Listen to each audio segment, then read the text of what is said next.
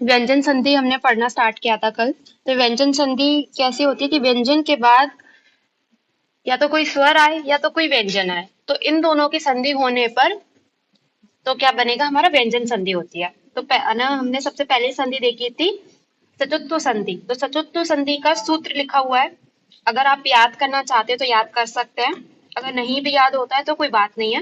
मगर जो स्वर संधि थी हमारी, उनके सूत्र याद होना बहुत ज्यादा इंपॉर्टेंट है। ठीक, तो हमारा क्या है कि प्रथम पद के अंतिम वर्ण में स आए या त वर्ग आए, और द्वितीय पद के प्रथम वर्ण में क्या हो, स हो या च वर्ग हो। तो जो स है वो षटकोण वाले श में चेंज होता है, और जो त वर्ग है वो च वर्ग में कन्वर्ट होता है। तो हमने इसका एग्जाम्पल देखा था, उत प्लस चारण, तो उच्चारण, और सद प्लस जन इक्वल टू सज्जन। ये संधि क्लियर थी?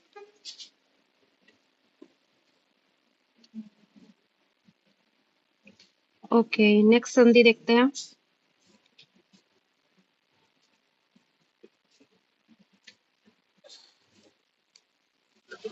षटोत्तम संधि। इसमें भी क्या है कि जो हमारा प्रथम पद है उसका अंतिम वर्ण स हो और त वर्ग हो, और द्वितीय पद का प्रथम वर्ण है वो कैसा हो, श हो और ट वर्ग हो।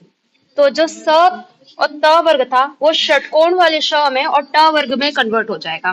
तो हमने देखा था इसका दृश्य प्लस तवा, तो क्या होगा, दृष्ट तवा। और बृहद प्लस टीका, बृहद बृहद टीका। क्या ये वाली संधि क्लियर है?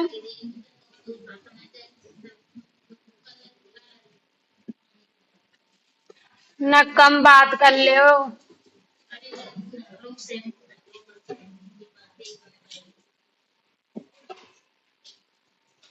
ओके, नेक्स्ट संधि देखते हैं,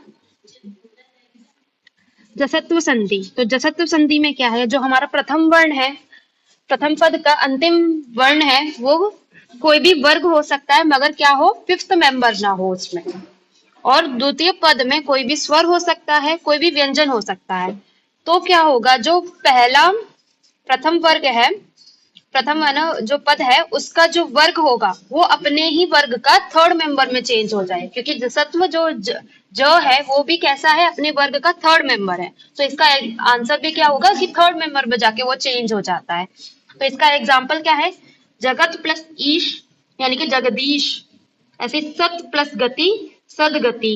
वाक प्लस दानम, वाक दानम। ये वाली संधि क्लियर है?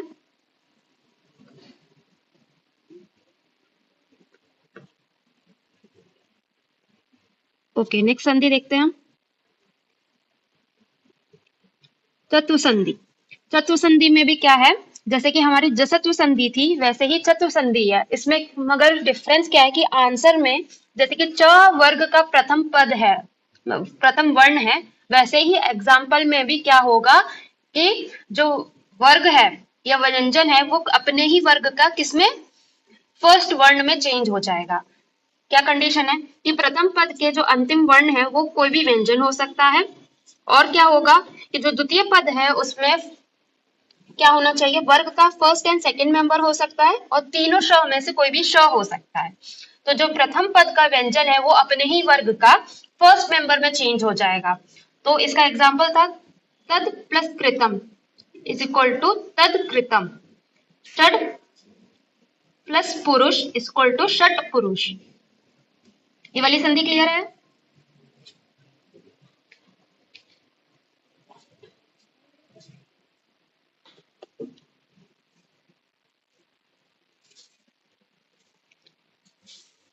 ठीक है, यहां से स्टार्ट करते हैं। अनुस्वर। अनुस्वर संधि में क्या है कि हमारा जो प्रथम पद है उसमें हमारा म होगा, और जो द्वितीय पद है उसमें कोई भी व्यंजन हो सकता है। तो जब म के बाद अगर कोई भी व्यंजन आता है तो वो क्या हो जाता है, अंग में चेंज हो जाता है। जैसे कि इसका एग्जाम्पल है दुखम प्लस सहते इज इक्वल टू दुखम सहते। ऐसे रामम प्लस गच्छति तो रामम गच्छति। जो म है वो अंग में कन्वर्ट हुआ है। क्या ये संधि समझ में आई?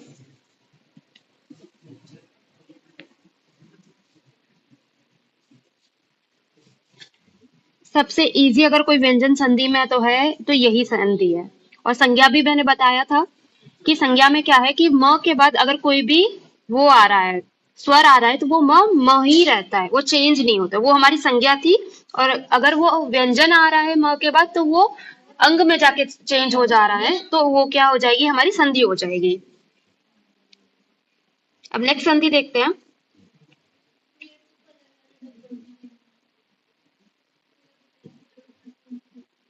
अनुनासिक। अनुनासिक संधि में क्या होगा कि जो हमारा प्रथम पद है उसका अंतिम वर्ण कोई भी व्यंजन हो सकता है मगर क्या हो, हल ना हो। क्या है कि प्रथम पद के जो अंतिम वर्ण है उसमें कोई भी व्यंजन हो सकता है मगर ह ना हो। और जो द्वितीय पद है उसमें वर्ग का फिफ्थ मेंबर हो। क्या हो, वर्ग का फिफ्थ मेंबर हो।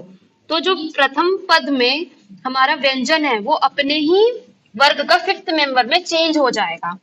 तो इसका एग्जांपल देखते हैं, मतलब थर्ड में और फिफ्थ मेंबर में चेंज होगा। तो इसका एग्जांपल क्या है, दिग प्लस नाथ। दिग क्या है, इसमें क है। क क्या है, अपने वर्ग का फर्स्ट मेंबर है। और नाथ में न, ये फिफ्थ मेंबर है। तो जो क है वो अपने ही वर्ग का थर्ड या तो फिफ्थ मेंबर में चेंज होगा। इसके दो आंसर्स बनेंगे, एक थर्ड के साथ और एक फिफ्थ के साथ। तो दिग प्लस नाथ में जो क है वो एक बार ग के साथ चेंज होगा और एक बार अपने फिफ्थ मेंबर अंग के साथ चेंज होगा। ऐसे ही जगत प्लस नाथ में क्या होगा, त वर्ग का ये फर्स्ट मेंबर है, तो वो अपने ही वर्ग के थर्ड मेंबर से और फिफ्थ मेंबर से रिप्लेस होगा। तो त का द हो जाएगा तो जगन्नाथ, और फिर फिफ्थ मेंबर से के साथ अगर चेंज होगा तो वो क्या होगा, जगन्नाथ। ये संधि क्लियर हुई।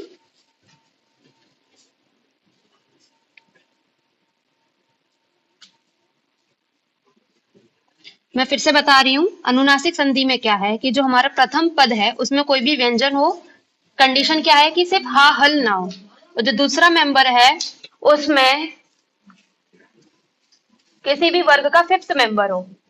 तो जो हमारा प्रथम पद का व्यंजन है वो अपने ही वर्ग का थर्ड मेंबर और फिफ्थ मेंबर में जाके चेंज हो जाता है। तो दिग प्लस नाथ, तो दिग दिग प्लस नाथ इज इक्वल टू दिगनाथ और दगनाथ, दिगनाथ।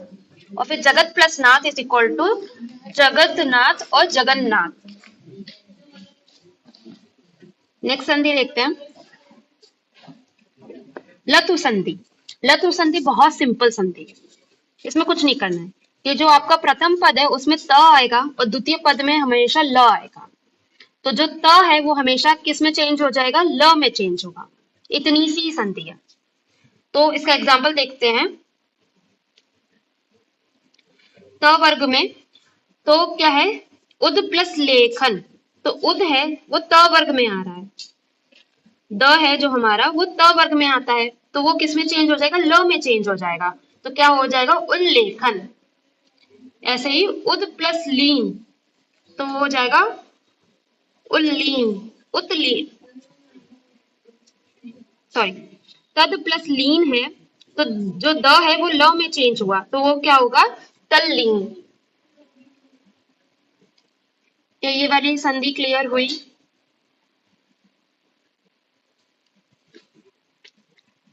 ये संधि सबसे इजी है। क्या है, लत्व संधि का क्या है कि प्रथम पद में हमारा त वर्ग होगा और द्वितीय पद में हमारा क्या होगा, ल होगा। तो जो त वर्ग है वो हमेशा किस में चेंज हो जाएगा, ल में चेंज होगा। तभी इसका नाम क्या है, लत्व संधि, यानी कि ल में चेंज हो जाना। तो जो तो हमारा एग्जाम्पल क्या है, उद प्लस लेख तो इज इक्वल टू उल्लेख।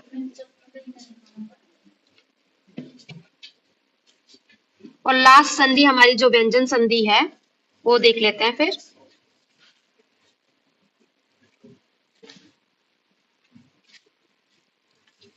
छत्व संधि। छत्व संधि में क्या है कि हमारा जो प्रथम पद है उसका अंतिम वर्ण क्या होगा, त होगा। और जो दूसरा पद है उसमें जो हमारा प्रथम वर्ण होगा वो क्या होगा, श होगा, शलगम वाला श होगा। तो इसमें अभी तक की जितने भी हमने व्यंजन संधि देखी उसमें क्या था कि सिर्फ, ये किसका माइक ऑन है,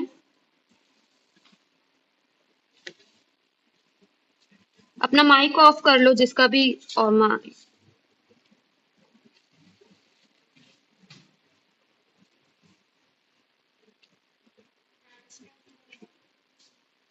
ठीक है, स्टार्ट करते हैं दोबारा से।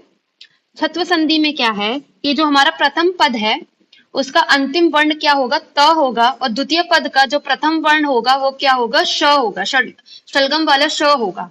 तो जो त था वो च में कन्वर्ट होगा और जो श था वो छ में कन्वर्ट होगा। अभी तक हमने जितनी भी व्यंजन संधि देखी उनमें क्या था कि सिर्फ जो प्रथम पद का व्यंजन था वही चेंज हो रहा था। बट छत्व संधि में क्या है कि जो प्रथम पद में था वो भी चेंज हो रहा है और जो द्वितीय पद में है वो भी चेंज हो रहा है। तो इसका एग्जाम्पल है सत प्लस शील। क्या है, सत प्लस शील। तो ट था वो च में कन्वर्ट हुआ और जो श था वो छ में कन्वर्ट हुआ। तो इसका आंसर क्या हुआ, सचलीन, सचशील, सचशील। फिर ऐसे ही क्या हुआ हमारा, श्रीमत प्लस शंकर। तो श्रीमत शंकर। क्या आठों संधि क्लियर है?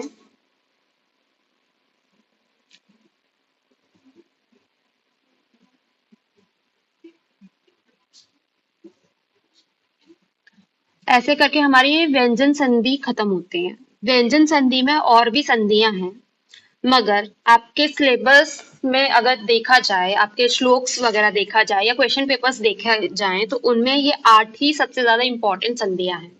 उसमें से भी आपकी जो स्टार्टिंग की 4 थी वो थोड़ी सी कॉम्प्लिकेटेड है, उनकी कंडीशंस आपको याद रखनी पड़ती है। मगर जो लास्ट की 4 संधि हैं, कौन सी, अनुस्वर, अनुनासिक, लत्व संधि और आपकी छत्व संधि, ये तीनों ही इजी, मतलब ये चारों इजी हैं। जो स्टार्टिंग की 4 थी वो थोड़ी सी डिफिकल्ट है।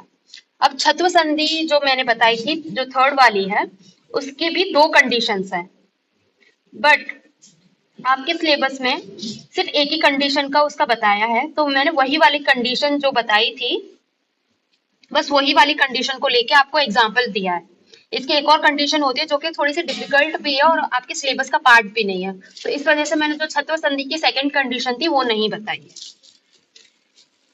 मैं फिर से पूछ रही हूँ, अभी तक हमने स्वर संधि पढ़ ली है। स्वर संधि में हमने पढ़ा था दीर्घ संधि है, वृद्धि संधि है, यण संधि है, अयादि है, और हमारे पूर्व रूप है, पर रूप है, प्रकृति भाव है। ऐसे करके हमारी 8 संधियां स्वर संधि थी और ऐसे ही हमारी 8 हमने क्या बताई है, व्यंजन संधि है। तो किसी को भी स्वर संधि में या व्यंजन संधि में किसी भी प्रकार का कोई भी डाउट है?